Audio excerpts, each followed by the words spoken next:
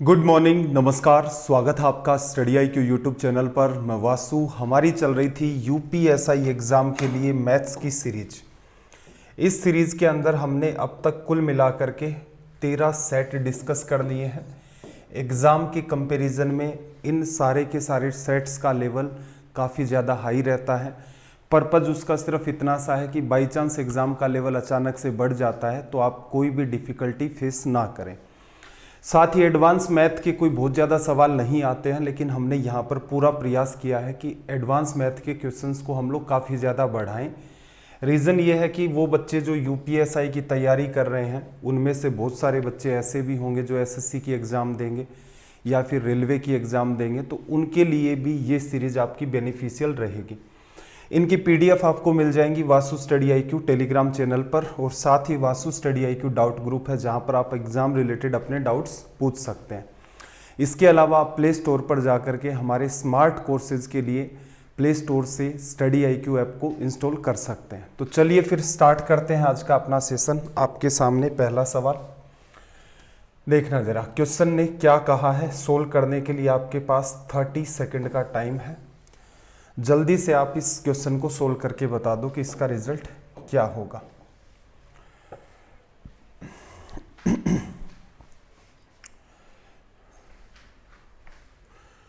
Brightness का हो सकता है थोड़ा बहुत आपको इश्यू आ रहा हो, तो इसको मैं थोड़ा सा मैनेज कर देता हूं कि यहाँ पर आपको असल में एक ट्रायंगल दिया गया है कुछ इस टाइप का। ये एक ट्रायंगल है और इसके अंदर एक ट्रायंगल और बना हुआ है, ऐसा कुछ आपका डायग्राम है। चलिए भाई देखते हैं इस क्वेश्चन को। क्या कहा इसने, a plus B plus C plus D की वैल्यू क्या होगी।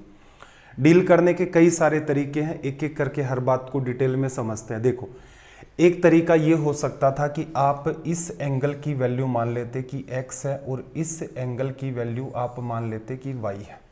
क्लियर है।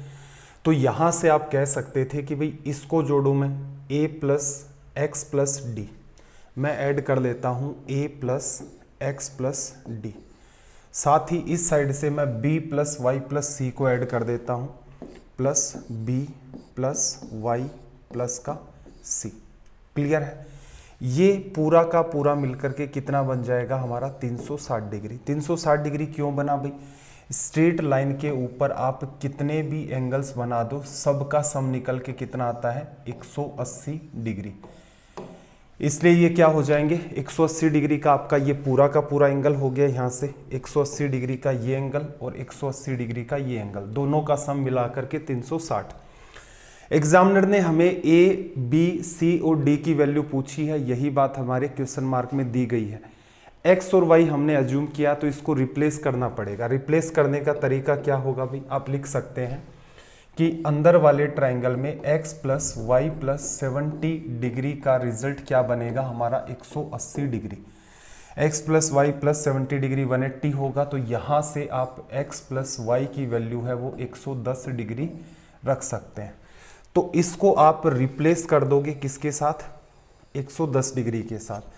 तो यहाँ से आप कह सकते हैं कि a plus B plus C plus D की जो वैल्यू होगी 360 में से 110 को आप लेस कर देंगे तो हमारे पास जो रिजल्ट बन के आएगा वो कितना होगा 250 डिग्री। क्लियर है। एक तरीका तो इन क्वेश्चन को सोल्व करने का ये हो गया कि आपने एक जनरल अप्रोच का सहारा लिया और आप कंक्लूजन पर पहुंच गए।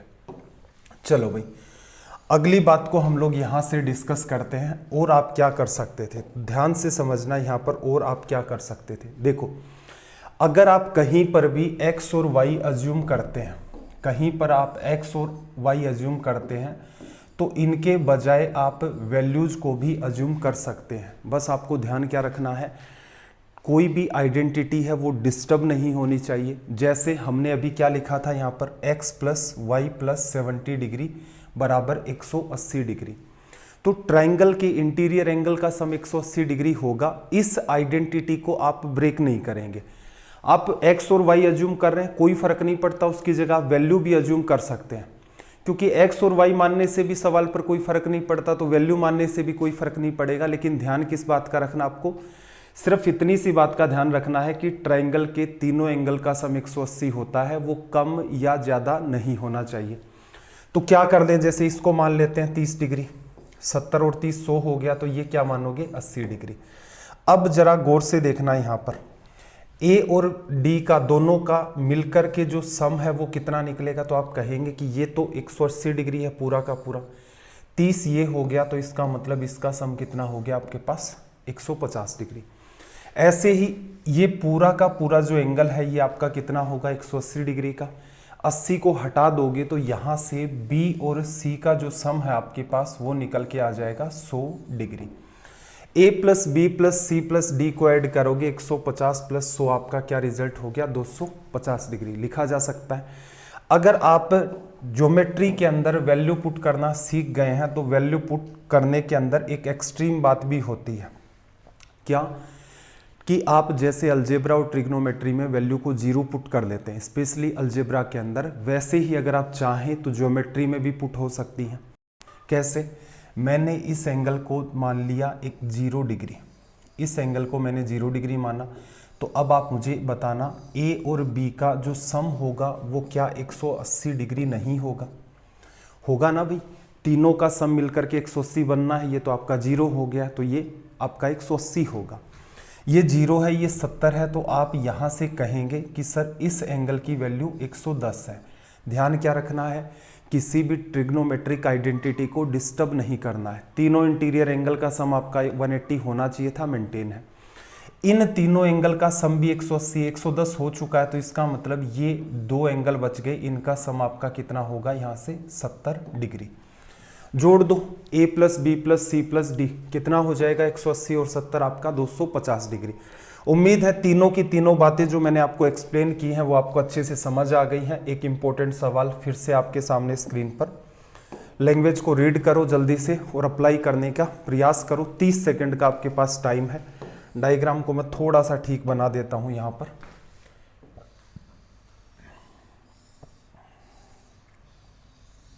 ये कुछ इस टाइप का आपके पास एक डायग्राम बना हुआ है।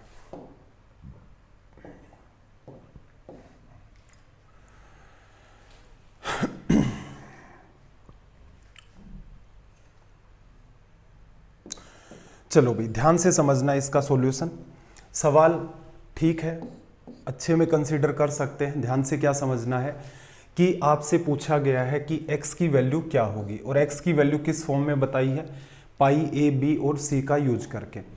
a उसने दे रखा है, b उसने दे रखा है, c उसने दे रखा है। ठीक है, डील कैसे करेंगे, तो आप मुझे ध्यान से बताओ, ये जो आपको शेप दिख रही है a b c और d, ये कैसी शेप है? जो आपको यहाँ पर शेप दिख रही है या जो आकृति दिख रही है a b c और d, वो कैसी शेप है? वो शेप है आपकी एक क्वाड्रिलेटरल, आपकी शेप है एक चतुर्भुज के जैसी। तो इसके चार एंगल कौन से हैं? एक एंगल आपका यहाँ पर A है, एक एंगल आपका यहाँ पर C है, इस एंगल को मैं नाम दे देता हूँ जैसे K है, और एक मेरे पास एंगल मेरे पास कौन सा है, ये वाला। अब एक सिंपल सी बात बताना कि जो आपका क्वाड्रिलेटरल है उसके इंटीरियर एंगल का सम कितना होता है, तो आप कहेंगे इंटीरियर एंगल का सम होता है 360 डिग्री। तो क्या मैं यहाँ पर ऐसे नहीं लिख सकता? यहाँ पर मैं लिख सकता हूँ कि a प्लस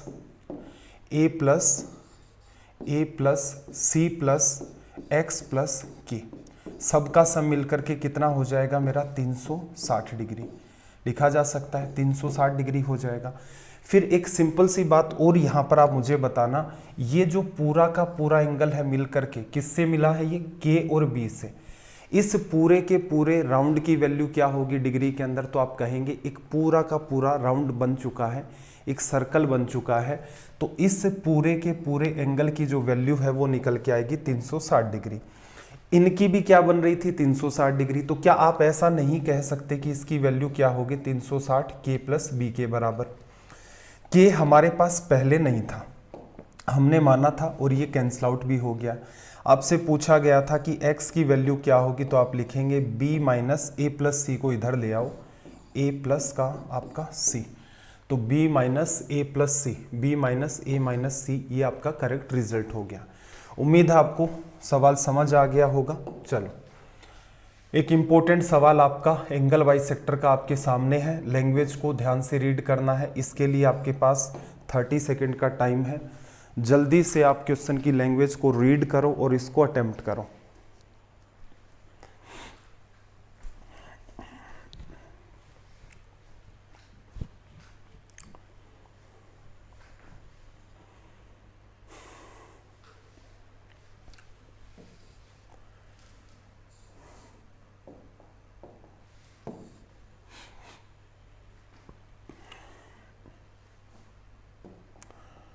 देखना जरा क्या कहा, ट्राइंगल ए बी सी में एंगल ए का द्विभाजक, एंगल बाइसेक्टर की बात कर रहा है क्योंकि एंगल के टुकड़े किए जा रहे हैं। बी सी को ई पर काटता है, ए बी बी ई और ई सी की लंबाई आपको 12/6 दे दी है, तो ए सी की लंबाई क्या होगी आपसे पूछा गया है। हम लोग यहाँ पर क्या बना लेते हैं, पहले तो एक ट्राइंगल बना लेते हैं, इस टाइप का कोई हमारे पास रैंडम ट्राइंगल है। ए से एंगल बाइसेक्टर हम ड्रॉ करेंगे, ए बी सी हमारा यहाँ पर ट्राइंगल है, मैंने एक एंगल बाइसेक्टर यहाँ से ड्रॉ किया, मैंने मान लिया यहाँ पर मिलेगा। अब इसमें ध्यान रखने वाली बात क्या है, देखो ई पर ये आपका मिल रहा है। एंगल बाइसेक्टर की प्रॉपर्टी होती है, प्रॉपर्टी भी बता देता हूँ आपको, उससे पहले वैल्यू लिख लेते हैं। ए बी की वैल्यू आपको दे रखी है 12 सेंटीमीटर, ए बी की वैल्यू 12 सेंटीमीटर, बी से ई तक की वैल्यू आपकी 9 सेंटीमीटर, बी से ई तक की वैल्यू 9 सेंटीमीटर, फिर उसके बाद ई से सी तक की वैल्यू आपकी दे रखी है 6 सेंटीमीटर और आपसे ए सी की वैल्यू पूछी गई है क्या होगी। एंगल बाइसेक्टर में काम की बात यही है कि जहाँ से आपका एंगल बाइसेक्टर स्टार्ट होता है वहाँ से उस वर्टेक्स या शीर्ष से आप ट्राइंगल की एक भुजा पर चले जाओ, ए बी पर चले गए, जहाँ से एंगल बाइसेक्टर स्टार्ट हुआ ए से आप एक वर्टेक्स पर चले गए ए बी, और उसके बाद जहां आपका एंगल बाइसेक्टर मिलता है वहां तक चले गए, बी से आप चले गए कहां पर, ई पर। तो यही रेशियो आपका रिप्रेजेंट करेगा सेम बात, एंगल बाइसेक्टर जहां से स्टार्ट हुआ है दूसरा वर्टेक्स और उस वर्टेक्स से आप जहां एंगल बाइसेक्टर मिल रहा है। तो ये आपको रिजल्ट ध्यान रखना है सी, ये एक काफ़ी ज़्यादा इम्पोर्टेंट रिजल्ट है। और ये कहाँ कहाँ अप्लाई होगा, आपका इंटीरियर एंगल बाइसेक्टर है, आंतरिक कोण समद्विभाजक है, वहाँ ये बात अप्लाई होती है। एक्सटीरियर एंगल बाइसेक्टर है, वहाँ भी आपकी ये बात अप्लाई होती है। सेम टू सेम इसी पैटर्न के साथ ये वर्क करता है। क्लियर है? तो इस बात को आपको ध्यान रखना होगा। ये रिजल्ट कहाँ से निकल के आता है, इस ट्राइंगल और इस वाले ट्राइंगल के अंदर जब आप साइन रूल को अप्लाई करते हैं, साइन रूल को अप्लाई करते हैं किस एंगल पर, इस वाले एंगल के ऊपर, तब आपके सामने ये रिजल्ट निकल के आता है। ठीक है, काम की बात ये है कि आपको ये बात सीधे सीधे ध्यान रखनी है। अब जिस बच्चे को ये बात पता है उस बच्चे के लिए सवाल में कुछ था नहीं, आप सीधे क्या लिखते, 12/9, 12/9 वही होगा जो क्वेश्चन मार्क अपॉन 6 का है, क्वेश्चन मार्क अपॉन में 6 का है। देखना जरा, 12 गुणा 6 72 हो गया, उसमें 9 का डिवीजन करोगे तो रिजल्ट कितना निकल के आपका आ जाएगा, 8 सेंटीमीटर। क्लियर है? अब यहां से मैं एक दो बातें आपको और रिवाइज करवाता हूं कि एंगल बाइसेक्टर में एक तो कंक्लूजन आपका ये वाला है जो आपको ध्यान रखना है, इंटीरियर एंगल बाइसेक्टर और एक्सटीरियर एंगल बाइसेक्टर दोनों पर ये काम करता है। इसके अलावा जब भी कभी आपके इंटीरियर एंगल बाइसेक्ट करते हैं, जिस पॉइंट पर करते हैं उसका जो रिजल्ट होता है वो 90 डिग्री प्लस एक एंगल आपको गिवन होता है θ/2। ऐसे ही आपके जहां एक्सटीरियर एंगल बाइसेक्ट करते हैं तो कंक्लूजन निकलता है आपका 90 डिग्री माइनस का θ/2। जहां इंटीरियर और एक्सटीरियर एंगल बाइसेक्ट करते हैं वहां का कंक्लूजन निकलता है θ/2, और interior angle bisector and perpendicular के कॉम्बिनेशन में b-c/2 का रिजल्ट निकलता है। 4 बातें आपको ये ध्यान में रखनी होती है, स्पेशली वो बच्चे जिनको तैयारी करनी होती है किसकी, सीजीएल की। बाकी के जितने भी बच्चे हैं जो रेलवे की तैयारी कर रहे हैं उनको ये फॉर्मूले याद रखने की नीड नहीं है, क्योंकि जब भी मैंने आपको किसी भी सीरीज़ में ये सवाल करवाए हैं या जो रिसेंट में हमारी सीरीज चल रही है उसमें जो मैं करवा रहा हूँ, मैंने इनमें फॉर्मूलों की हेल्प नहीं ली।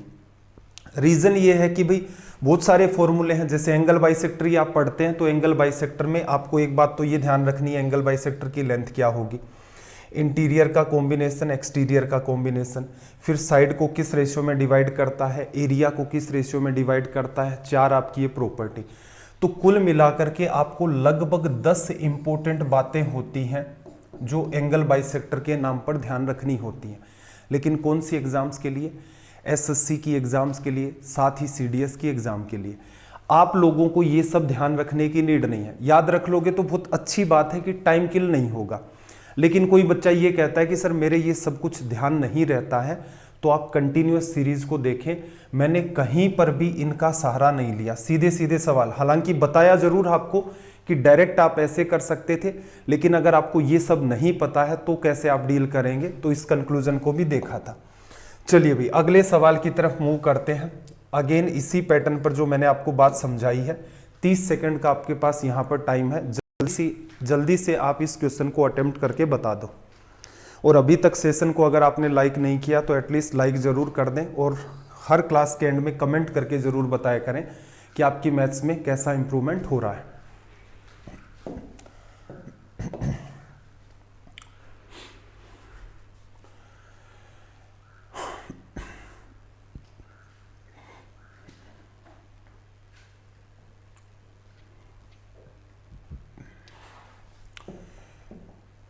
चलो भाई, अच्छा ये एंगल बाइसेक्टर पर सवाल नहीं था भाई, ठीक है, लैंग्वेज को गौर से नहीं देखा था मैंने। देखना क्या कहा, दिए गए त्रिभुज के अंदर त्रिभुज पी क्यू आर है, एस पी क्यू रेखाखंड पर एक बिंदु है आपको दे रखा है, पी आर की वैल्यू आपको दे रखी है 8, पी एस की वैल्यू दे रखी है 3, क्यू आर की वैल्यू आपको दे रखी है 15, एस क्यू की लंबाई हो सकती है क्या क्या हो सकती है। देखो इस ट्राइंगल की इस साइड को मैं पूरी को नाम दे देता हूं सी, इस साइड को मैंने नाम दे दिया ए, और इस साइड को मैंने नाम दे दिया बी। ट्राइंगल फॉर्मेशन की जो शर्त होती थी वो मैंने आपको बताई थी कि कोई भी एक साइड उठा लो, जैसे सी साइड आपने उठा ली, इसकी वैल्यू क्या होगी, उन बची हुई दोनों साइड के बीच का डिफरेंस, और डिफरेंस कैसा, पॉजिटिव, इससे तो बड़ी होगी, साथ ही बची हुई जो दोनों साइड है उनका जो सम निकल के आएगा उससे छोटी होगी। किसी भी ट्राइंगल को बनने की जो शर्त है कि ट्राइंगल बनेगा या नहीं बनेगा, उसके लिए आपको ये बात पता होनी चाहिए। पिछले ही सेशन के अंदर मैंने आपको ये सारी चीज़ें डिटेल में भी बताई थी, तो मुझे उम्मीद है जो बच्चे कंटिन्यूअस देख रहे होंगे उनके सामने ऐसे चैलेंजेस आ भी नहीं रहे होंगे। चलो क्या कहा कि तीसरी जो साइड है इन दोनों के डिफरेंस से बड़ी होगी, साथ ही इन दोनों के एडिशन या सम या फिर योग से छोटी होगी, जो यहां लिखा है। अब देखना जरा, इन दोनों का 8 और 15 का जो अंतर है कितना है, वो 7। तो इसका मतलब ये जो तीसरी साइड है आपकी, ये 7 से तो क्या होगी यहां पर बड़ी, साथ ही इन दोनों का सम कितना है आपका 23, 23 से आपकी क्या होगी, छोटी।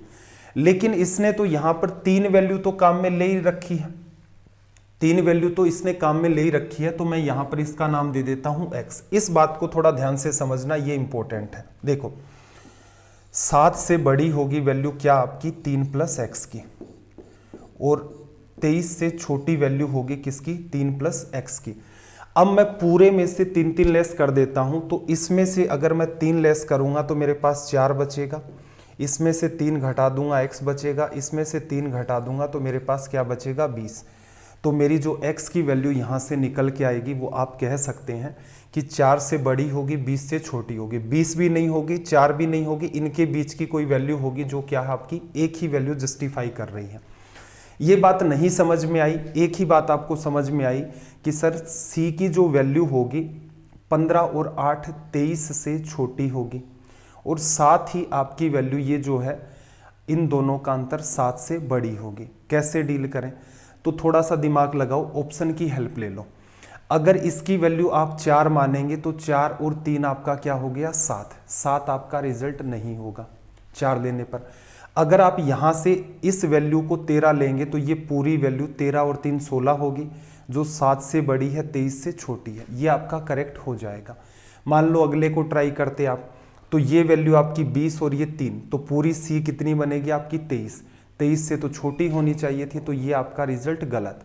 24 लेते तो क्या हो जाता भाई, 24 और 3 27, जो कि 23 से बड़ी है, तो ये भी आपका गलत हो जाता। ठीक है, तो ये जो पैटर्न होते हैं आपके इन इक्विलिटी के, जिनके अंदर greater than, less than, greater than, equals to, less than, equals to के साइन लगे रहते हैं, किसी नंबर को आप घटाना चाहें तो तीनों पार्ट्स में से आपको लेस करना पड़ेगा, तभी रिजल्ट आता है। ये बात पकड़ में नहीं आती, कोई बात नहीं है, ऑप्शन का सहारा लो, उसके अंदर रखो, रिजल्ट आ जाएगा। इसका और ज़्यादा बेसिक पढ़ना है तो मैंने आपको रेलवे सीरीज के अंदर पढ़ाया था, वहाँ से पढ़ सकते हैं। ज्योमेट्री सर्च कर लेना, ज्योमेट्री बाय वासु सर, या फिर पिछला ही सेशन आप देखोगे तो उसमें भी इस चीज़ को हमने डिस्कस किया था। चलिए भाई अगले सवाल की तरफ मूव करते हैं। आपके सामने एक शानदार और सवाल है, 30 सेकंड का आपके पास टाइम है, जल्दी से आप इस सवाल को रीड करें और इसको अटेम्प्ट करें कि क्या रिजल्ट निकल के आएगा।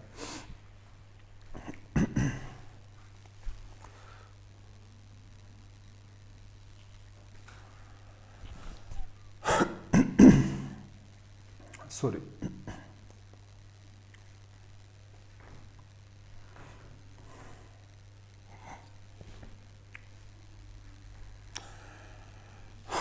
देखना जरा क्या कहा है इसने। आपको इसने एक ट्रायंगल दे रखा है और इसमें से कहा कि कौन सा स्टेटमेंट आपका ट्रू होगा। तो ट्रायंगल के जब भी कभी ऐसे सवाल देखें तो सीधे अगर आप ऑप्शंस को रीड करेंगे तो कोई आइडिया नहीं लगेगा। ऐसे सवालों को सोल्व करने की अप्रोच ये है कि आप जितने भी एंगल्स का नाम लिख सकते हैं सारों का नाम लिख लें, ठीक है। ये आपका यहाँ पर कितने डिग्री का है, 90 डिग्री, ये पूरा का पूरा 60 डिग्री है, तो ये एंगल आपका कितना हो जाएगा, 30 डिग्री लिख दिया आपने।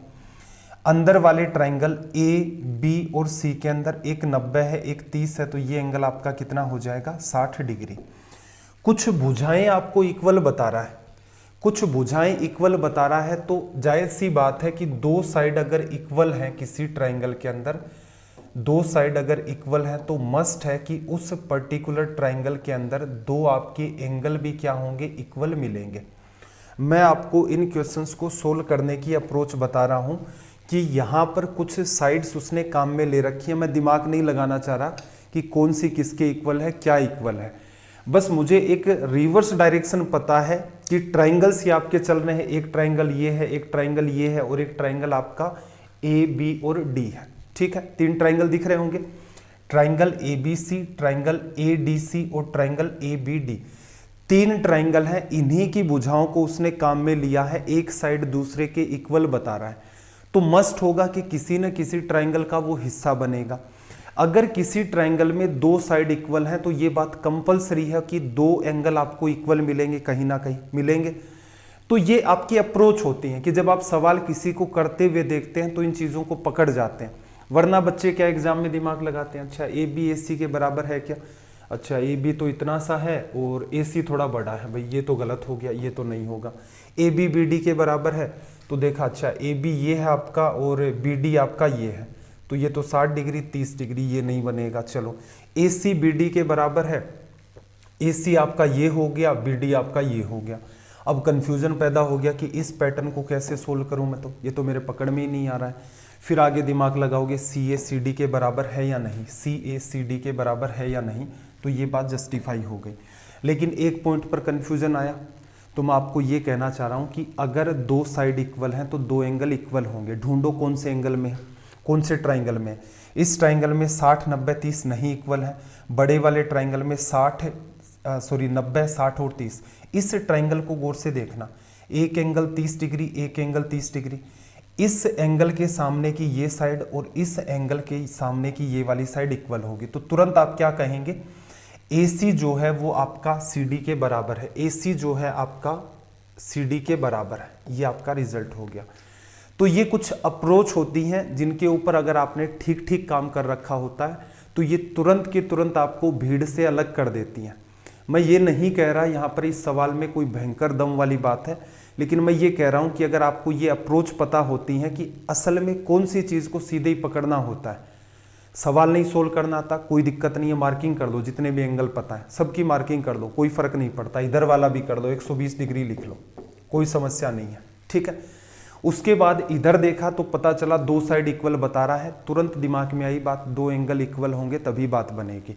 तो उम्मीद है मुझे ये बात आपको अच्छे से समझ आ गई होगी। अगले सवाल की तरफ मूव करते हैं। अलजेब्रा का एक ठीक सा सवाल आपके सामने, 20 सेकंड का ही टाइम है, क्योंकि 20 सेकंड के अंदर क्या इस सवाल को तो 5 सेकंड में निपटाया जा सकता है। चलो भाई ट्राई करके देखो जल्दी से कि क्या रिजल्ट होगा इस सवाल का।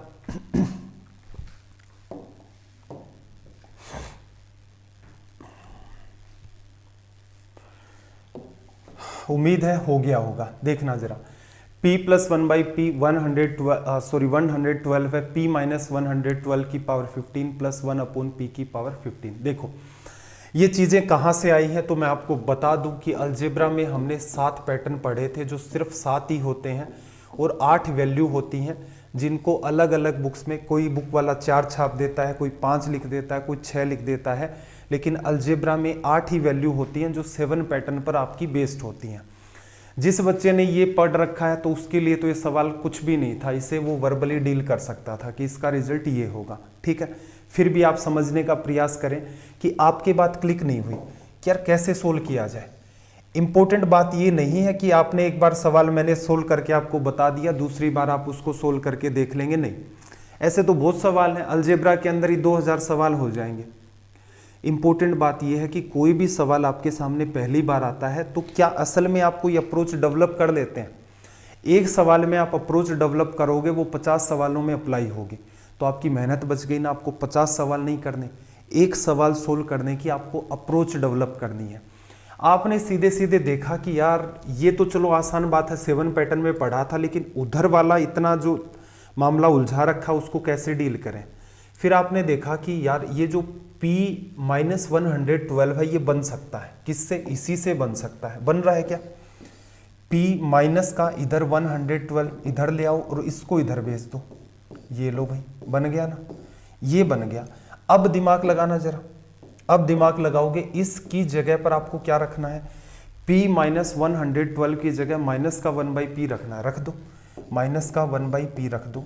पावर कितनी है भाई, 15, पावर 15 कर दोगे तो ये क्या आ जाएगा, माइनस बाहर और 1/p की पावर कितनी, 15। और इसमें क्या जुड़ रहा है, इसमें प्लस का 1/p की पावर 15 ऐड हो रहा है।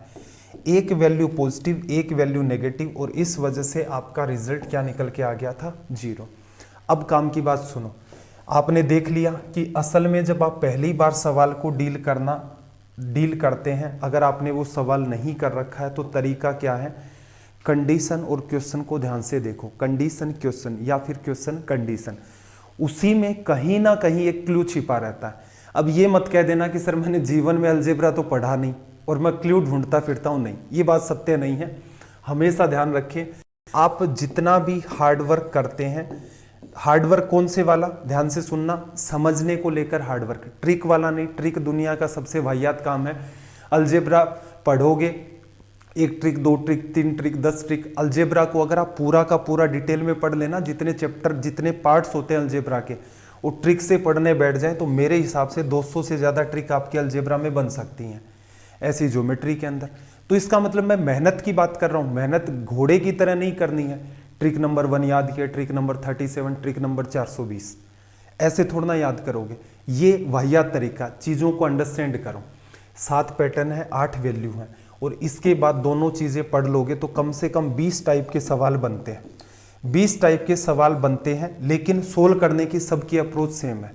जिस बच्चे को 7 पैटर्न 8 वैल्यूज का पता है और उसे सवाल को डील करने का तरीका है पता है, वो इस पर बेस लगभग 20 पैटर्न होते हैं, और आप अलग अलग टाइप के भी सवाल बनाओगे तो लगभग 300 के आसपास सवाल आप बना सकते हो इजीली, 200 तो बन ही जाएंगे। तो क्या करना होता है कि कंडीशन और सवाल को ध्यान से देखा करें। अगर आपने कोई चैप्टर पढ़ रखा है, एग्जाम में सवाल फेस कर रहे हैं, सवाल नहीं सोल्व हो रहा है, ऐसे नहीं देखना कि ये सवाल देखा, अच्छा मैंने तो ऐसा किया ही नहीं था जीवन में तो मैं नहीं करूंगा, नहीं, ऐसा नहीं करते। इसको देखो कि यार ये वाला पार्ट इससे बन सकता है क्या, तो आपने देखा अच्छा ये इधर जाएगा, ये इधर जाएगा, ये नेगेटिव होगा। माइनस का 1/p पावर 15 है, ये नेगेटिव, ये पॉजिटिव, खत्म, सवाल सोल्व हो गया। तो छोटे छोटे पार्ट्स होते हैं, उनके ऊपर आप चीज़ों को मार्क करें। एक बेहतरीन सवाल आपके सामने और है, सोल्व करना जरा कि इसका रिजल्ट क्या होगा। वैसे देखा जाए तो इसका डायरेक्ट भी आपको बताया था 7 पैटर्न पढ़ाते टाइम ही, लेकिन इंपॉर्टेंट बात यह है कि इसका रिप्रेजेंटेशन थोड़ा चेंज है। ट्राई करके देखो भाई।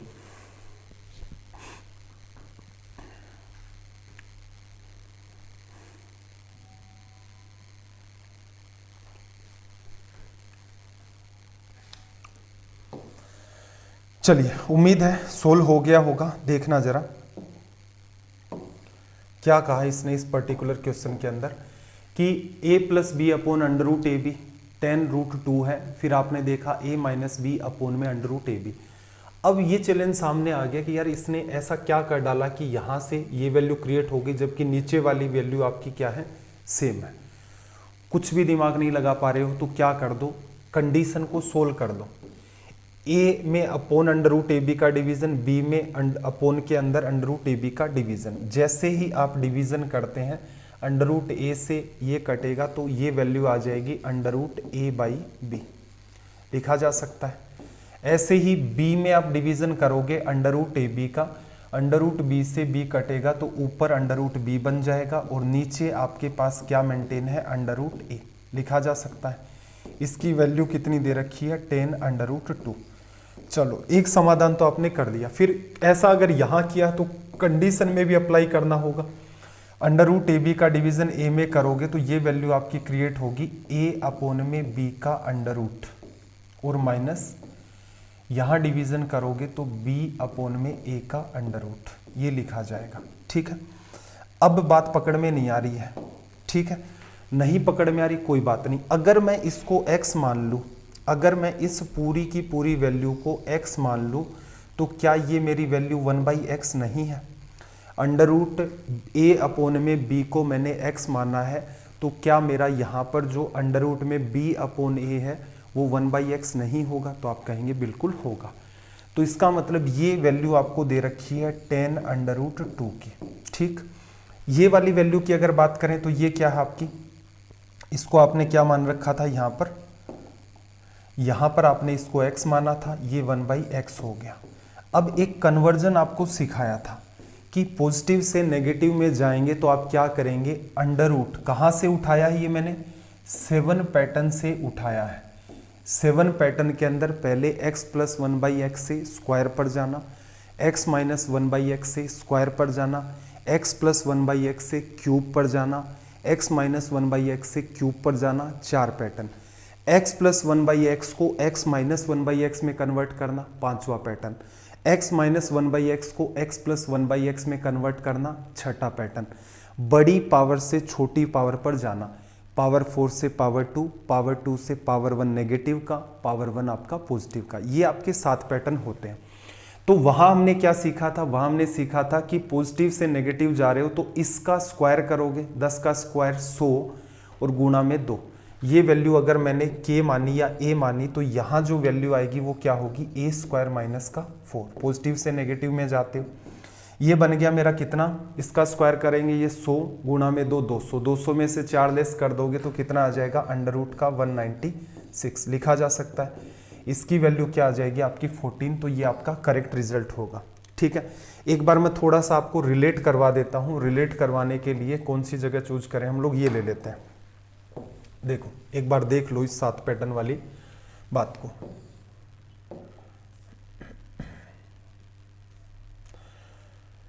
देखना कैसे कन्वर्ट हुआ। अगर आपके पास वैल्यू उसने दे रखी थी x प्लस 1/x की वैल्यू a और आपको नीड है x माइनस 1/x की वैल्यू की कि इसका रिजल्ट क्या होगा, तो x माइनस 1/x का अगर आप होल स्क्वायर करते हैं और इसको रिलेट करना चाहते हैं आप x प्लस 1/x का होल स्क्वायर, तो आपको एक छोटा सा चेंज करना पड़ता है।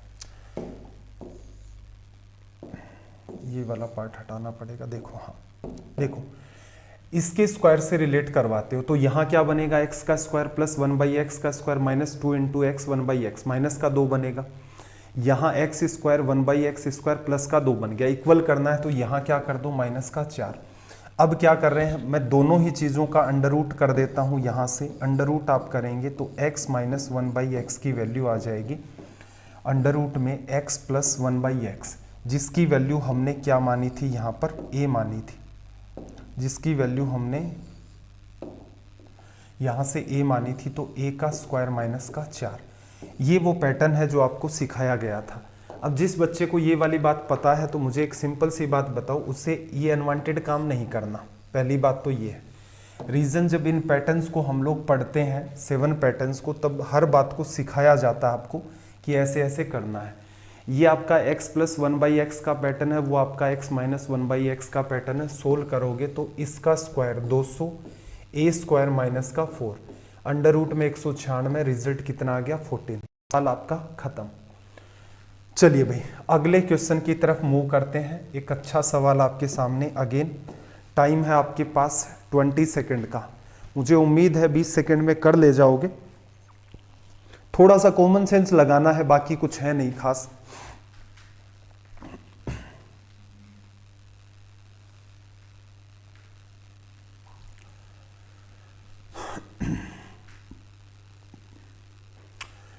चलो देखते हैं सवाल को। देखो पहले तो गौर से, इंपॉर्टेंट बात यह है कि इन सवालों को डील करने के तरीके क्या होंगे। आपने देखा कि x प्लस 1/x की वैल्यू c प्लस 1/c के बराबर आपसे पूछा x की वैल्यू क्या होगी। एक बच्चा तो सोचेगा कि यार इसका क्या करूं, स्क्वायर कर दूं, अंडर रूट कर दूं, c को इधर ले आऊं, 1/x को उधर भेज दूं, सारी चीज़ों को छोड़ो। कॉमन सेंस ये लगाओ, आपसे क्या पूछ रहा है वो, x की वैल्यू क्या होगी, कि x की जगह पर क्या रख दें, कि ये जो बात आपको दे रखी है x प्लस 1/x आपका रिप्रेजेंट करता है किसको, c प्लस 1/c को। एग्जामिनर आपसे पूछ रहा है कि भाई x की वैल्यू बताओ, कि x की जगह क्या रखें कि इसके अंदर जो बात वो रखने पर ये बात सीधे सीधे आपको दिख जाए। और ऑप्शन किस फॉर्म में आ रहे हैं, c की फॉर्म में आ रहे हैं। बिना कोई दिमाग लगाए बाई ऑप्शन चले जाओ। एक तरीका तो ये है, ठीक है, एक तरीका तो ये है। दूसरा तरीका कंपैरिजन कर लो। कंपैरिजन क्या कहता है कि x की वैल्यू अगर आपकी c है तो 1/x की वैल्यू 1/c होगी, तो आप कह सकते हो x बराबर c जस्टिफाई कर रहा है। बात नंबर 2 आप ये भी कह सकते थे, यहां से ध्यान से सुनना, बात नंबर 2 कि भाई x की वैल्यू अगर मेरी 1/c है तो 1/x की वैल्यू क्या हो जाएगी, c, इंटरचेंज। तो ये तो वो तरीका है सेकंड नंबर जिससे आपने इस बात को जस्टिफाई कर दिया। चलो खैर, ये बात जिस बच्चे को नहीं समझ में आई वो इस सवाल को कैसे डील करेगा, तो ध्यान से देखना, ऑप्शन का सहारा लेना पड़ेगा। ऑप्शन में क्या कह रहा है कि भाई x की वैल्यू जैसे c रख दें, तो एक बात बताओ, x की जगह आप c रखोगे तो यहाँ ये क्या बनेगा c, यहाँ अपोन में 1 अपोन में c क्रिएट हो गया, तो c तो इसकी वैल्यू होगी ही होगी। x की जगह अगर मैं रख देता हूँ 1/c तो ये वैल्यू 1/c बन गई, और यहाँ पर 1 अपोन में c, ये c बन गई, और ये बराबर क्या इसके नहीं है, तो आप कहोगे ये है। तो दो तरीके आपके पास हो गए सोल्व करने के। एक तरीका तो क्या था, कंपैरिजन का, कि भाई कोई इक्वेशन बन ही नहीं रही, लेफ्ट वाली बात राइट वाली बात के बराबर है, तो इसका मतलब कंपैरिजन करना पड़ेगा।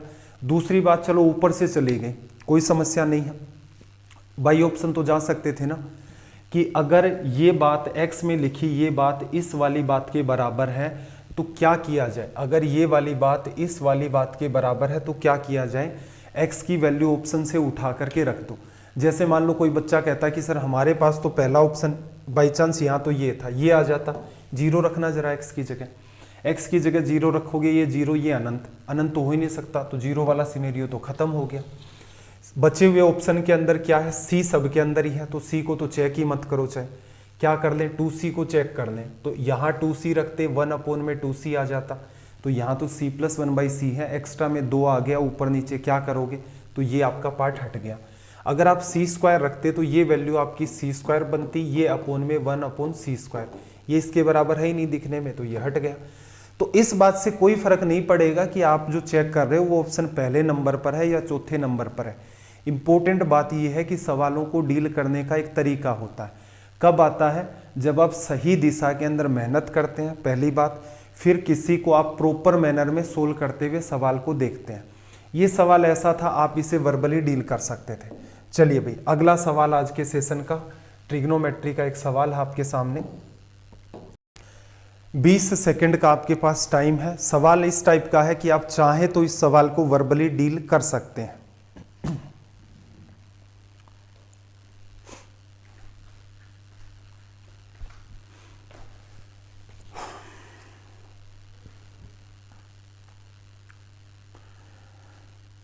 देखो वर्बली हो जाता है ये वाला सवाल, कैसे होता है वर्बली, बात को समझना कि ये जब आपको पढ़ाया गया था, थोड़ा सा मैं आपको चीज़ों को रिमाइंड करवा देता हूँ। रेलवे सीरीज में आपको कई सारी बेहतरीन चीज़ें पढ़ाई थी, उनमें एक इम्पोर्टेंट पैटर्न मैंने पढ़ाया था कि हर एग्ज़ाम के पॉइंट ऑफ व्यू से अगर a प्लस बी की वैल्यू आपकी 90 डिग्री है, ये ट्रिग्नोमेट्री के कई पार्ट्स हैं, मतलब मानो कि ट्रिग्नोमेट्री को अगर हम लोग 20 पार्ट में डिवाइड करके पढ़ें तो उनमें से 5 पार्ट एकदम बेहतरीन होंगे और उन बेहतरीन पार्ट्स में से एक आपका ये होता है। ठीक है, एग्जाम्पल क्या दिया मैंने कि ट्रिग्नोमेट्री को आप अगर 20 हिस्सों में डिवाइड करके पढ़ते हैं तो उनमें से 5 इंपॉर्टेंट हिस्से बनते हैं जिन पर रिपीटेशन बहुत ज़्यादा होता है सवालों का। उनमें से एक पैटर्न आपका ये होता है। इसका रिजल्ट अगर किसी बच्चे को नहीं पता है तो मैं रिजल्ट एक बार के लिए आपके सामने लिख देता हूँ कि साइन आपके पास, कोस, टेन, वहाँ पर हर बात को प्रूफ भी किया था, कोट, सेक और कोसेक। अब इसके कुछ रिजल्ट बनते हैं। रिजल्ट क्या बनते हैं भाई, अगर a प्लस बी की वैल्यू ये है 90 डिग्री होनी कंपलसरी है, तो आप कह सकते हो 10a इंटू में 10b बराबर आपका क्या होगा 1। ऐसे ही आप लिख सकते हैं कोट a, वहां पर मैंने आपको प्रूफ भी करवाया था लेकिन यहाँ प्रूफ नहीं करवा रहा हूँ, रिमाइंड करवा रहा हूँ कि कोई बच्चे के माइंड में अगर स्किप हो रखा है। इसी बात को अगर आप 10a बराबर लिखोगे तो 1 अपॉन में आपका क्या बनेगा कोट b। तो उस केस में आप ये भी कह सकते हो 10a की वैल्यू आपकी 1 अपॉन 10b को आपने क्या लिख दिया कोट b। इस पर बेस तो हमारा ये वाला सवाल है, ठीक है, कि 10a की वैल्यू कोट की वैल्यू के बराबर तभी होगी जब दोनों एंगल का सम आपका 90 डिग्री होगा। यहां से इन दोनों का रिजल्ट बनता था एक, क्या सीखा था हमने कि साइन a इंटू में सेक b आपका क्या होना चाहिए 1। कब, जब a और b की वैल्यू 90 डिग्री। ऐसे ही इनका भी एक रिजल्ट बनता था, वो रिजल्ट क्या था आपका कोस a इंटू में कोसेक b इक्वल्स टू में आपका क्या होता था 1। कब, जब एक एंगल और दूसरे एंगल को जोड़ने पर दोनों का सम 90 डिग्री आए। इसका एक अपना रिजल्ट बनता था, वो क्या था sine square a plus sine square b बराबर आपका 1 बनेगा। कब, जब a प्लस बी की वैल्यू आपकी क्या होगी 90 डिग्री। कोस का भी एक अपना रिलेशन बनता था, कोस स्क्वायर a प्लस का आपका कोस स्क्वायर b बराबर 1, ये रिजल्ट देता था।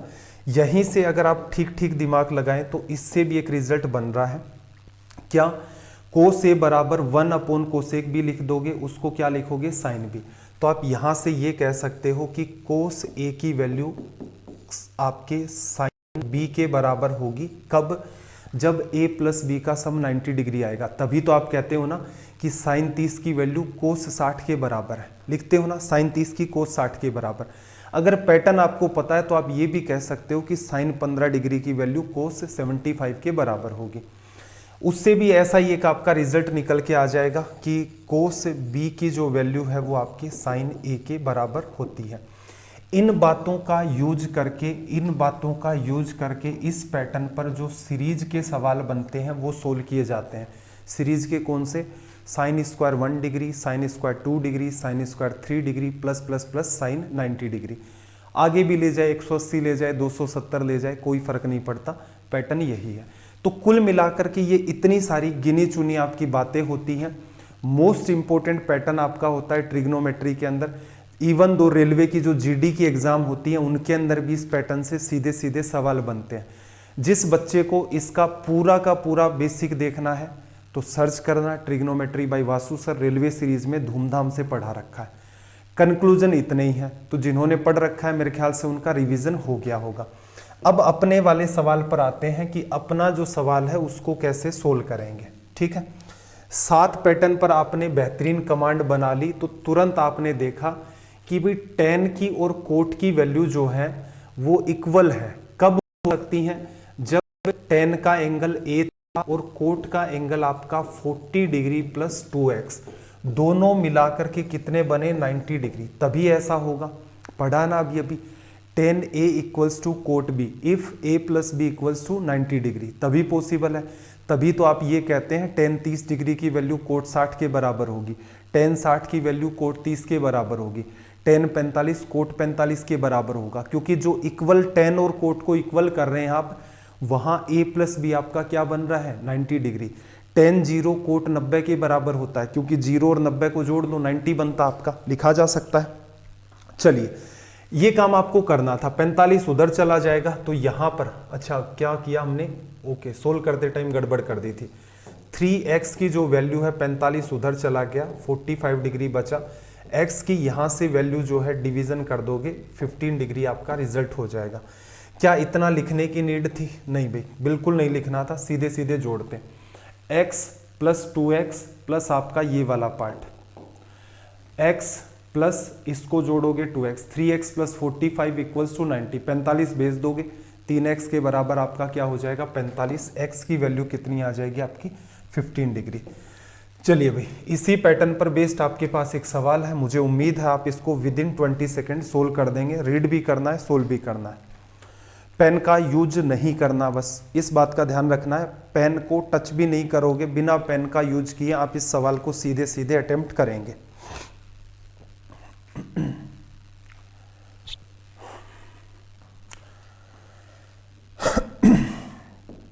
देखना भाई क्या कहा इसने, आपसे कहा कि sin x plus Y equals to cos X minus Y के बराबर। जब भी कभी आपका दो एंगल का सम 90 डिग्री हो जाए, दो ही एंगल पर अप्लाई होती है, तो आप कहते हो साइन a की वैल्यू किसके बराबर होगी, कोस b के। कंडीशन क्या है, दोनों का सम 90 डिग्री निकलना चाहिए। अगर ये वाली बात आपको पता है तो आप कहोगे कि इस एंगल और इस एंगल का सम क्या होगा, x प्लस वाई का और x माइनस वाई का जो सम है वो आपका निकल के कितना आना चाहिए 90 डिग्री। ठीक ठीक दिमाग लगाते तो दोनों को जोड़ते टाइम y कट जाता, तो क्या बचता 2x की वैल्यू 90 डिग्री, और यहाँ से और आप माइंड में सोल्व करते तो x की वैल्यू कितनी आ जाती 45 डिग्री। कोस स्क्वायर 45, कोस 45 डिग्री की वैल्यू होती है 1/√2, स्क्वायर कर दोगे तो क्या बन जाएगी 1/2, लिखा जा सकता है। अब मेरे साथ प्रयास करो कि इस सवाल को माइंड में कैसे डील किया। आपको क्यों चैलेंज दे दिया कि माइंड में करना है, क्योंकि माइंड में किया जा सकता है। साइन की वैल्यू कोस के बराबर तभी होती है जब दोनों का सम 90 हो। साइन ए बराबर कोस बी तभी होगा जब a प्लस बी 90 होगा। जैसे साइन 30 बराबर कोस 60, क्योंकि 30 प्लस 60 क्या होता है 90। साइन 45 इक्वल्स टू कोस 45, दोनों का सम करोगे 45 90 डिग्री बनता है। साइन 0 बराबर कोस 90 डिग्री, a प्लस बी 0 और 90 का सम 90 हुआ, तो जब भी कभी a प्लस बी बराबर 90 डिग्री होगा साइन ए कोस बी के बराबर, तो दोनों इक्वल हैं तो इनका सम 90 होना चाहिए। x प्लस वाई में x माइनस वाई जोड़ोगे, y से y कटा 2x 90 होगा, x की वैल्यू 45। कोस 45 डिग्री की वैल्यू 1/√2 होती है, स्क्वायर कर दोगे तो रिजल्ट 1/2 आ जाता है। तो इसका मतलब इस क्वेश्चन को आप वर्बली कर सकते थे। एक बेहतरीन सवाल और है, मैंने जानबूझ करके एक ही पैटर्न पर ये सवाल किए थे जिससे कि आपको थोड़ा सा आइडिया रहे कि कैसे कैसे सवाल पूछे जा सकते हैं और आप इनको कैसे डील करोगे। 30 सेकेंड का आपके पास टाइम है, जल्दी से आप इसे सोल्व करके बताएं कि क्या रिजल्ट होगा। और अगर अभी तक आपने अगर किसी बच्चे ने क्लास को लाइक नहीं किया तो एटलीस्ट लाइक ज़रूर कर दें, क्योंकि बहुत बेहतरीन तरीके से डेडिकेशन के साथ आपको सवाल करवाए जाते हैं। आप हर सीरीज को ऑब्जर्व करें, जिस एग्ज़ाम का नाम लिया जाता है उसी एग्ज़ाम के सवाल आपको करवाए जाते हैं।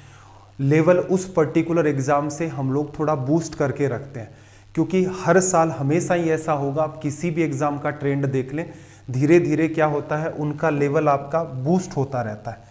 तो लेवल बढ़ाते हैं। सवाल मेरे ख्याल से कोई भी बच्चा पूरा सेशन देखता है, मान लो हम 15 ही सवाल डिस्कस करें, लेकिन कोई बच्चा ये नहीं कह सकता कि सर मुझे आज कुछ भी सीखने को नहीं मिला। अगर आप एकदम नए हो तो 15 सवाल बिल्कुल आपके लिए बेहतरीन होंगे। अगर आप पहले से इन सवालों के बारे में जानते हैं फिर भी 3, 4 या 5 सवाल आपको नए मिल ही जाते हैं। और उससे भी ज़्यादा इम्पोर्टेंट बात क्या है कि अपनी जो एग्ज़ाम अप्रोच है वो आपको पता होनी चाहिए, क्योंकि एग्ज़ाम अप्रोच के बिना क्या आप लीड नहीं ले पाओगे। आप भी धीरे धीरे वैसे ही सोल्व कर रहे हो जैसे नॉर्मल बच्चे कर रहे हैं। तो एक बात बताओ, फिर डिफरेंस क्या हुआ? डिफरेंस आपको क्रिएट करना पड़ेगा, और कैसे, जी जान लगाते हैं यहाँ पर। रिलेवेंट कंटेंट मिलता है, टाइम आपका नहीं किल किया जाता इधर उधर की बातों में। एग्ज़ाम से रिलेटेड आपकी लाइफ के बारे में चर्चा होती है और क्वेश्चंस के बारे में, कभी राजनीति की पॉलिटिक्स की बात ही नहीं करते। तो अगर अभी तक सेशन को लाइक नहीं किया है तो एटलीस्ट लाइक करें और प्रयास करें कि वीक में एटलीस्ट एक बार तो क्लासेस को शेयर करें। देखना भाई, अगेन आपके सामने वही पैटर्न है कि कोस की वैल्यू साइन की वैल्यू के बराबर है। कंपल्सरी क्या है, इन दोनों एंगल का सम करोगे। 2 थीटा और थीटा कितना हो गया भाई 3 थीटा, प्लस का 54 डिग्री क्या बन जाएगा 90 डिग्री। तो यहां से मैं कह सकता हूं 3 थीटा की वैल्यू मेरी 36 डिग्री और थीटा की वैल्यू मेरी 12 डिग्री। अब मुझे एक सिंपल सी बात बताओ, क्या ये लिखने की नीड थी क्या? क्योंकि दिमाग को जैसी आदत डालोगे वैसी उसको डल जाएगी। भाई दिमाग को जैसी आदत डालोगे वैसी डल जाएगी। कोई मान लेता है मेरा दिमाग कमजोर है, उसका होने लग जाता है। कोई ये सोच लेता है कि मेरे तो साइंस नहीं रही थी तो मेरा दिमाग इस मैथ्स में नहीं चलता। क्यों नहीं चलता भाई? 20 तो गिनी चुनी बातें हैं, उनको पढ़ लो, इतने में ट्रिग्नोमेट्री अच्छी हो जाएगी। क्या करते, दोनों का सम करते। 3 थीटा 90 है, 54 लेस कर दोगे 36 बचेगा। 3 theta 36 degree, then you can say that theta will be 12 degree. कहा जा सकता है थीटा की वैल्यू 12 डिग्री आ गई, तो यहाँ tan 60 की वैल्यू 12 गुणा 5 60, tan 60 की वैल्यू क्या लिखोगे √3, प्लस आगे देखना कोसेक 5 थीटा बाई 2, थीटा की जगह 12 रखोगे, 12 गुणा 5 60 डिग्री, 60 में 2 का भाग दोगे कितना आ जाएगा 30 डिग्री। कोसेक 30 की वैल्यू नहीं पता, साइन 30 की पता है, 1/2 होती है तो 2/1 लिख दो। 2/1 लिखने का मतलब 2। अब इंपॉर्टेंट बात ये हो गई कि इसको रेशनलाइज करना पड़ेगा, ऐसा ऑप्शन नहीं है। रेशनलाइजेशन अलजेब्रा में पढ़ा था, क्या कर दो गुणा कर दो √3 - 2 अपॉन में √3 - 2 का मल्टीप्लाई। जब सोल्व करोगे तो ऊपर आपके पास है √3 - 2, नीचे इसका स्क्वायर आपका 3 होगा, -2 का स्क्वायर 4 होगा, -1 क्रिएट होगा, -1 को बाहर ले आओगे, गुणा कर दो इसके साथ, तो रिजल्ट क्या होगा 2 - √3। रीजन ये है कि ये वैल्यू आपकी पॉजिटिव है। अगर आप √3 - 2 लिखने की गलती कर देंगे, वैसे तो ऑप्शन में है नहीं, लेकिन एग्जामिनर कई बार चालाकी कर देता है, √3 की वैल्यू 2 से छोटी है तो रिजल्ट नेगेटिव नहीं बन सकता। तो पूरा का पूरा नीचे वाली बात को सोल्व करें। कुछ बच्चे सिर्फ ये मान लेते हैं कि हमेशा यहाँ 1 ही आता है, नहीं -1 भी आ सकता है। तो उम्मीद है ये वाली बात आपको अच्छे से क्लियर हो गई होगी। अगले सवाल की तरफ मूव करते हैं। देखना जरा, आपके पास मात्र 20 सेकंड का टाइम है। डिविजिबिलिटी आपको बेहतरीन तरीके से पढ़ाया जा चुका है, कई सारे हमने सवाल भी किए थे। अब जल्दी से इस सवाल को अटेम्प्ट करके बता दो कि इसका रिजल्ट क्या होगा।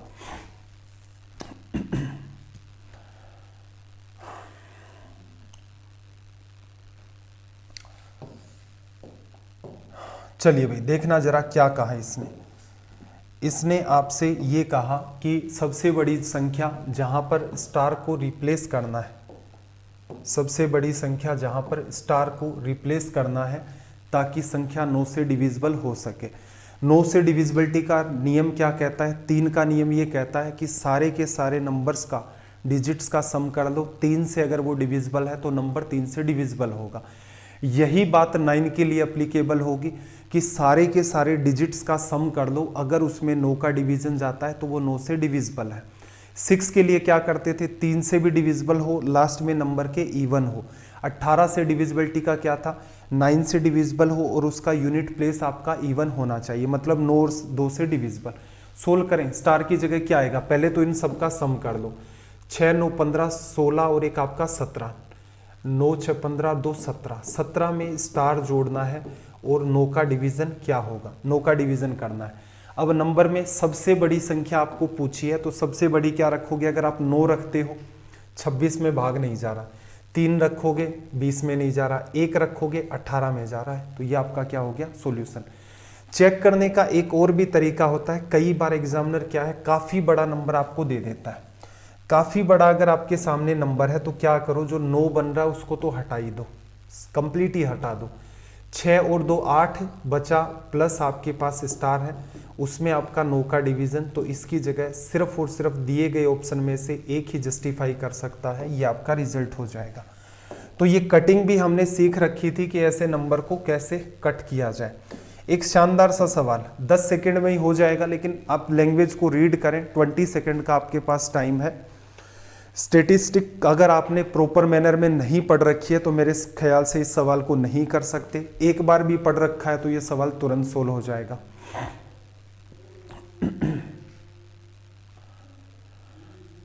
चलिए भाई देखते हैं क्या कहा इस पर्टिकुलर क्वेश्चन में और कैसे सोल्व होगा। इसने क्या कहा कि आंकड़ों का एक समूह है, एक डेटा का रिप्रेजेंटेशन है जिसका विचरण आपको बताया है कितना 324 इनका मानक विचलन आपसे पूछा है कि स्टैंडर्ड डेविएशन क्या होगा।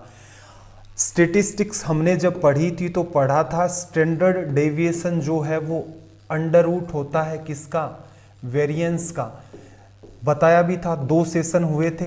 जिस भी एग्जाम में आपका स्टेटिस्टिक पार्ट है या सांख्यिकी अगर आपके एग्जाम में पूछा जाता है, वो 2 सेशन आपके लिए रामबाण की तरह काम करेंगे। दोनों को देखना, पहले फर्स्ट वाले को देखना, हालांकि उसमें साउंड कम है तो वॉल्यूम बढ़ा के देखना, इश्यू आ गया था उसमें साउंड से रिलेटेड, है प्रॉपर लेकिन थोड़ी कम है। और दूसरा सेशन है उसी पर बेस्ड जिसके अंदर स्टैंडर्ड डेविएशन, मीन डेविएशन, ये सब कुछ बताया था कि असल में डेविएशन क्या है, उसका प्रैक्टिकल यूज क्या है, उसको क्यों काम में लेते हैं, सारी बातें बताई थी। यहाँ कंप्लीट डिस्कस करना पॉसिबल नहीं है, जो बात काम की है वो मैंने लिख दी है। तो यहाँ पर वेरिएंस का अंडर रूट करते ही स्टैंडर्ड डेविएशन आता है, किसका है भाई, ये 18 का। तो यहाँ से सीधे सीधे आप इसका रिजल्ट लिख सकते थे। एक सवाल आपके सामने देखना जरा, अगेन आपके पास 20 सेकंड का टाइम है। सवाल इस टाइप का, अगर आप ठीक ठीक दिमाग लगा लें तो इस सवाल को आप वर्बली डील कर सकते हैं। रीजन भी मैं आपको बताऊंगा कि क्यों वर्बली डील कर सकते हैं, ऐसा क्या सिखा दिया कि इसको देखते ही ये हिट हो जाता है।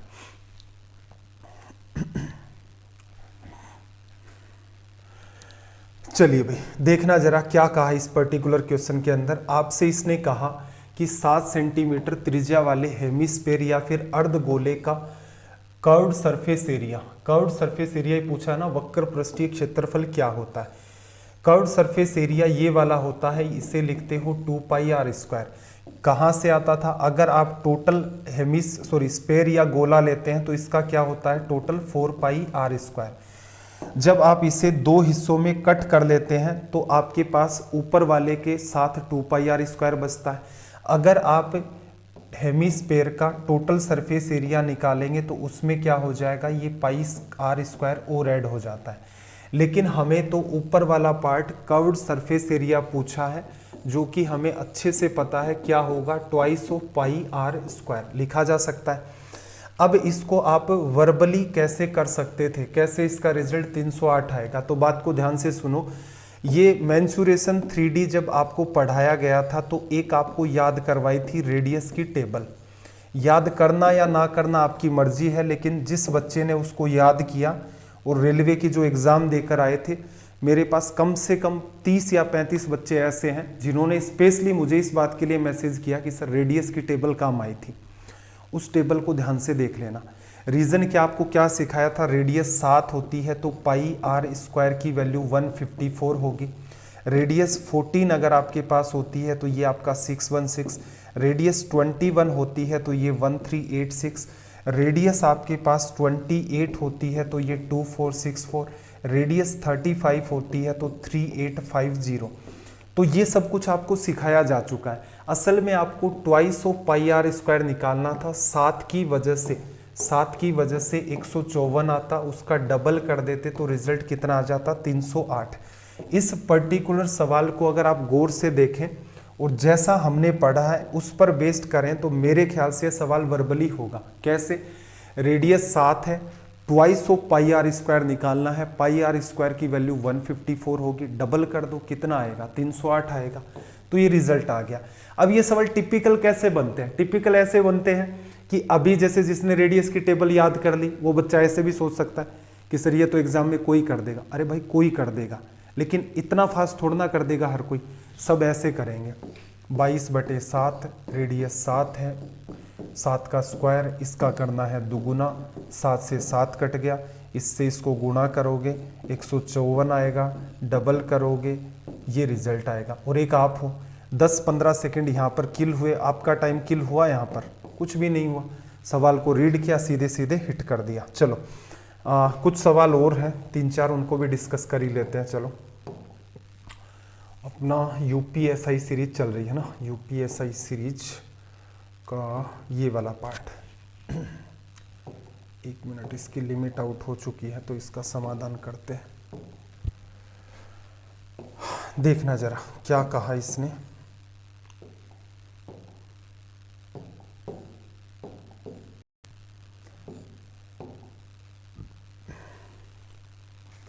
थोड़ा सा टाइम लेगा ये इसको लोड करने में।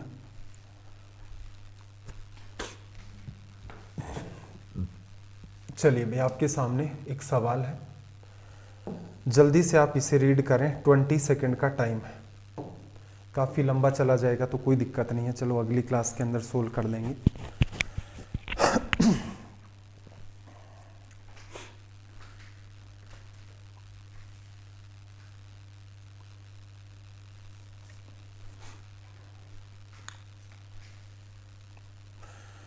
चलो भाई डील करते हैं। तो इसने क्या कहा, 40 सेंटीमीटर डायमीटर आपको गिवन है, इसका आपके पास यहाँ पर क्या है, 40 सेंटीमीटर डायमीटर का, 40 सेंटीमीटर व्यास के एक धातु के गोले, स्पेयर दे रखा है 0.5 सेंटीमीटर त्रिज्या के छोटे गोलों में पिघलाया जाता है, ऐसे कितने गोले बनेंगे।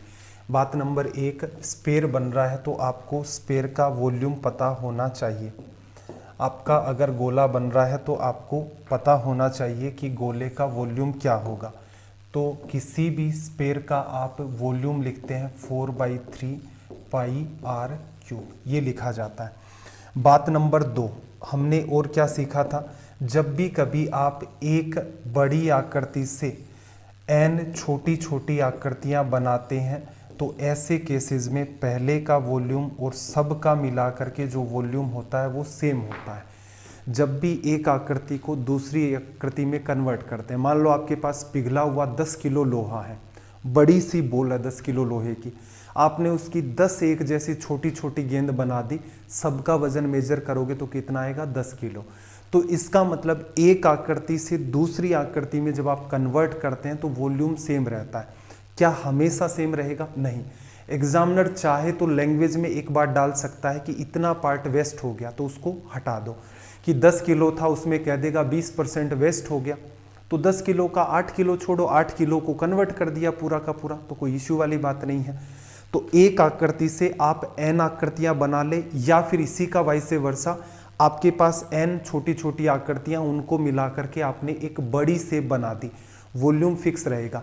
शेप बदलती है, सरफेस एरिया बदल सकता है। शेप बड़ी या छोटी हो रही है तो जायज़ सी बात है रेडियस भी कम और ज़्यादा होगी, डायमीटर भी कम और ज़्यादा होगा, total surface area, curved surface area, ये आपके चेंज होते रहते हैं। लेकिन वॉल्यूम एक ऐसी चीज़ है जो आपकी फिक्स रहती है। तो क्या करते भाई, यहाँ पर सीधे सीधे लिखते, पहले केस का वॉल्यूम 4/3 पाई, 4/3 पाई तो इधर भी आएगा तो कैंसिल आउट हो गया, लिखने की नीड नहीं। यहाँ रेडियस कितनी है 20, तो यहाँ क्या लिख लेते, 20 का क्यूब, 4/3 पाई इधर भी आ रहा था इधर भी आ रहा था, n बने। एक की रेडियस कितनी है भाई 1/2, और इसका क्या कर दोगे क्यूब। अब मैं क्या करूं, इस 2 को इधर गुणा कर दूं, 20 गुणा 2 मेरा 40 हो गया, क्यूब के साथ क्यूब मेंटेन हो सकता है। 40 का क्यूब करोगे तो 3 तो 0 आ गए, और 4 की वजह से 4 16 और आपका 64। तो आप इस सवाल को बड़ी ही आसानी से तुरंत के तुरंत डील कर सकते थे। एक आपके पास मैं रख रहा हूँ होमवर्क, जल्दी से इस सवाल को आप नोट करें। ये आपके सामने होमवर्क में एक सवाल है, इसका साइड में मैं हो जाता हूँ, इसका आप जल्दी से क्या ले लें, स्क्रीनशॉट। अगर आपसे सोल्व नहीं होता है तो कम से कम आप अगली क्लास के अंदर ये बात बताएं कि ये सवाल हमसे सोल्व नहीं हुआ है। ठीक है भाई, तो चलिए फिर आज का सेशन यहीं तक रखते हैं। अपना टेलीग्राम का चैनल है वासु स्टडी IQ नाम से, इसको ज्वाइन कर लें। रीज़न इसके ये है कि देखो डेली बेसिस पर तो PDF डालना पॉसिबल नहीं हो पाता है, लेकिन आपने पास्ट का एक्सपीरियंस किया होगा कि थोड़े टाइम बाद, अब वो डिले 10 दिन 15 दिन 20 दिन भी हो जाता है। जैसे 90 डेज की सीरीज़ थी हमारी रेलवे की, 1750 सवाल थे, हर पार्ट के अंदर लिंक को सेट करना उसमें टाइम लगता है, लिंक सीधे सीधे सेट नहीं हो पाती है। जितना भी पढ़ाया था सबको कंपाइल करना, वर्ड से PDF में कन्वर्ट करना, उनमें लिंक ऐड करना, कि बच्चा चाहे कि सर मैं 40 नंबर क्लास देखना चाहता हूँ, PDF है, PDF में लिखा हुआ है click here to watch video class, आप तुरंत क्लिक करते हो और सीधे सीधे 40 नंबर क्लास में चले जाते हो। तो उन सब चीज़ों के अंदर टाइम कंज्यूम होता है, लेकिन आपको मिली है PDF, और इसके बाद यही PDF आपको प्रिंट वाले फॉर्मेट में भी मिली है, कि कोई बच्चा चाहे तो प्रिंट करवाना चाहे तो मेरे ख्याल से 100 पेजेस भी पूरे से नहीं लगेंगे, 1750 सवाल आ जाएंगे, सारे के सारे जेन्युइन सवाल हैं। रेलवे की एग्ज़ाम हो गई, UPSI हो गई, SI की किसी भी स्टेट की कोई एग्ज़ाम, कांस्टेबल की आपकी एग्ज़ाम, स्टेट के अंदर जो आपकी पटवारी की, ग्राम सेवक की जितनी भी एग्जाम्स होती हैं, एक निकलवा लें उनका प्रिंट आउट, इसको खुद के पास रखें, स्पाइरल वाइंडिंग करवा लें। सवाल यहाँ पर है, कोई सवाल नहीं आ रहा है, हर चैप्टर की थ्योरी पढ़नी है लेकिन ज़रूरी है। कुछ बच्चे सोचेंगे कि ये भी आता है, ये भी आता है, ये इंपॉर्टेंट नहीं है। सवाल कर लोगे, किताबों में भी पढ़े हुए हैं भाई सवाल। इंपॉर्टेंट बात ये है कि क्या आपको इन सवालों की एग्जाम अप्रोच आती है, क्या बिना ट्रिक किए क्या चीज़ों को समझ करके आप डील कर सकते हैं। तो इसलिए एक तो निकलवा लें इनका प्रिंट आउट, बात नंबर 1। दूसरा क्या करोगे, एक रखें वो जिसके अंदर सारी लिंक दे रखी हैं अपने मोबाइल में। क्लास नंबर 55 देखनी है, तुरंत गए वहाँ देखी, साइड में नोट्स रखे, साथ साथ में वहीं के वहीं नोट करते जाओ। या फिर कुछ बच्चे ये भी कह रहे थे कि सर हमने उसी का प्रिंट आउट निकलवा लिया था, हालांकि वो प्रिंट आउट बड़ा था, लेकिन सॉल्यूशन हमने उनके वहीं के वहीं नोट कर लिए। तो ऐसा भी कर सकते हो। ऐसे ही सी सेट की जो आपकी सीरीज चली थी, बिल्कुल आपको सीधी PDF भी मिली है, लिंक वाली भी, और प्रिंट करवाने के लिए भी मिली है। तो थोड़ा बहुत टाइम ज़रूर लग जाता है, क्योंकि अकेले से कई सारी चीज़ें होती हैं जो मैनेज करनी होती हैं। कंटेंट मैं खुद ही डिज़ाइन करता हूँ, ऐसा नहीं होता कि इधर उधर से कॉपी पेस्ट मारा, किसी को कह दिया कि आज भेज देना 10 सवाल, ऐसा नहीं है। रीज़न ये है कि बहुत सारे बच्चे जी जान लगा करके मेहनत करते हैं, और टीचर की एक बेवकूफ़ी की वजह से उनके फ्यूचर के साथ कंप्लीट खिलवाड़ हो सकता है। तो यहाँ पर इजी या एग्ज़ाम से रिलेटेड जो सवाल नहीं है वो नहीं करवाने का मतलब ये है कि जो 1000 बच्चों ने फेथ कर रखा है उनका फ्यूचर क्या है, दांव पर लग सकता है। इसलिए मैं क्या करता हूँ, भले ही टाइम ज़्यादा लग जाए, भले ही सवाल मुझे 15 के बजाय 10 ही करवाने पड़े, लेकिन सवाल ऐसे हों और उनकी प्लस एक्सप्लेनेशन ऐसी हो कि हर बच्चे को ये लगे कि सर मेहनत कर रहे हैं और अच्छा फील आ रहा है। तो चलिए भाई, आपका दिन रात सब मंगलमय हो। जल्दी ही मिलते हैं अगली क्लास में। आपका दिन रात सब मंगलमय हो। जय हिंद, जय भारत।